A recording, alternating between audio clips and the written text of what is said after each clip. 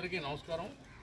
ఈరోజు అనపర్తి నియోజకవర్గం పెదపూడి మండలం పెదపూడి గ్రామంలో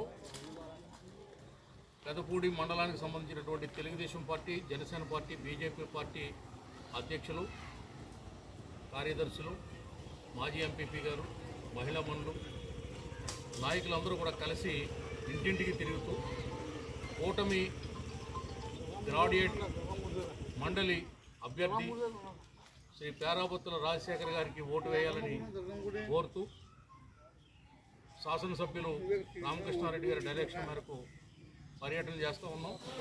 ఈ ఎమ్మెల్సీ ఎన్నికలు ఒక కొత్త ట్రెండ్ని చంద్రబాబు నాయుడు గారు క్రియేట్ చేశారు.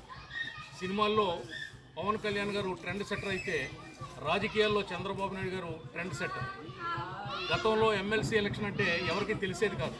క్యాండిడేట్ ఎవరో, ఓటేసేది ఎవరో, అసలు పోలింగ్ బూత్లు ఎక్కడున్నాయో, ఎన్నికలు ఎప్పుడు జరుగుతున్నాయో, రిజల్ట్ ఎప్పుడు వస్తున్నాయో తెలిసేది కాదు. అలాంటిది వేళ ప్రతి గ్రామంలో ప్రతి ఇంటికి కూడా ప్రచారం చేస్తుంది కూటమి. ఇది పంచాయతీ ఎన్నికలను మించి ప్రచారం చేస్తుంది. ఇది ఒక కొత్త ట్రెండ్. ఈ ట్రెండ్ భవిష్యత్తులో కూడా మరింత బలపడి ముందుకెళ్తుంది. మన అభ్యర్థిని మనం ఐడెంటిఫై చేసి ఎన్నుకునే పద్ధతి మండలంలో కూడా ఉండాలనేది దీని యొక్క అంతరార్థం.